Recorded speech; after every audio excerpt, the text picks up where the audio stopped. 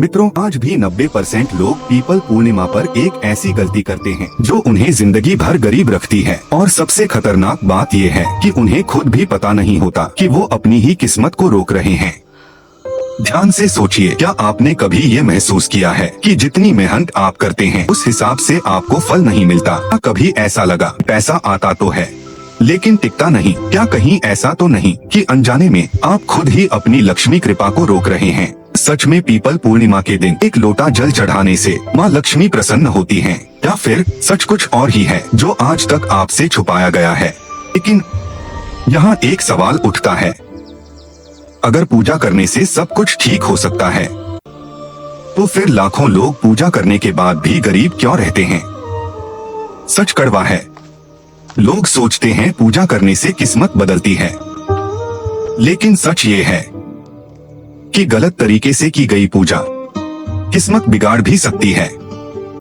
और अगर आपने ये गलती पीपल पूर्णिमा के दिन कर दी तो इसका असर सिर्फ एक दिन नहीं बल्कि पूरे साल आपके जीवन पर पड़ सकता है।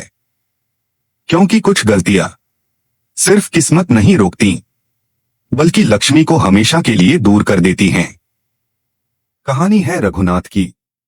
रघुनाथ, जिसके हाथों की लकीरों में मेहनत साफ दिखती थी, लेकिन किस्मत जैसे उसके घर का रास्ता भूल चुकी थी।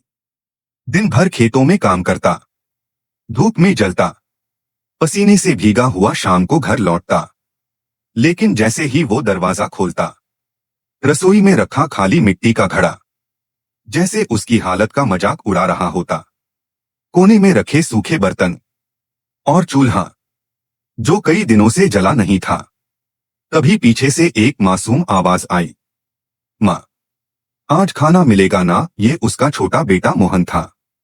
उसकी आंखों में उम्मीद थी, लेकिन सावित्री के पास कोई जवाब नहीं था। उसने आंसू छुपाते हुए कहा, हाँ बेटा, मिलेगा। लेकिन वो जानती थी कि वो झूठ बोल रही है।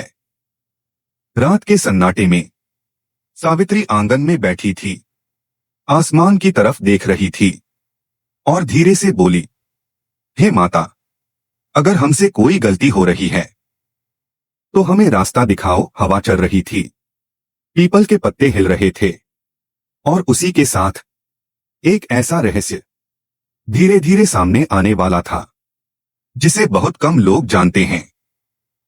सुबह पीपल पूर्णिमा का दिन था।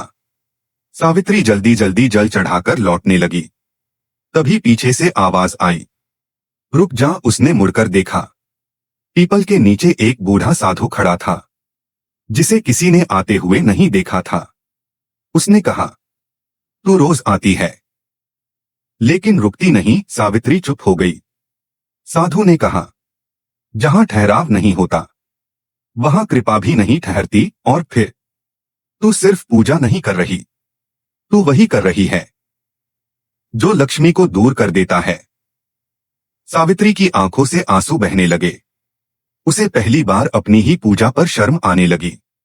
साधु ने कहा, आज की रात असली परीक्षा है। और फिर वो अचानक गायब हो गया, जैसे वो कभी था ही नहीं।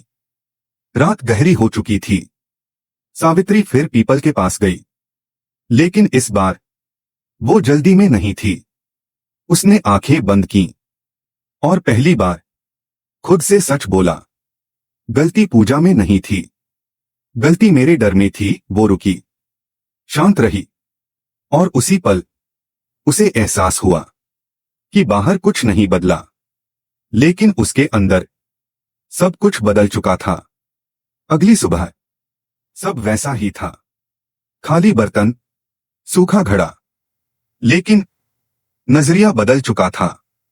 अब डर नहीं था, और जब डर खत्म होता है तो रास्ते अपने आप खुलने लगते हैं।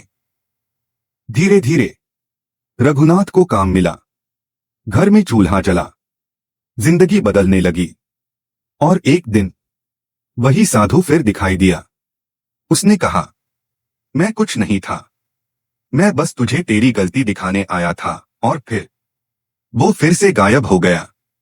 सावित्री मुस्कुरा दी, क्योंकि अब उसे समझ आ गया था भगवान चमत्कार नहीं करते, वो आपको खुद बदलने का मौका देते हैं।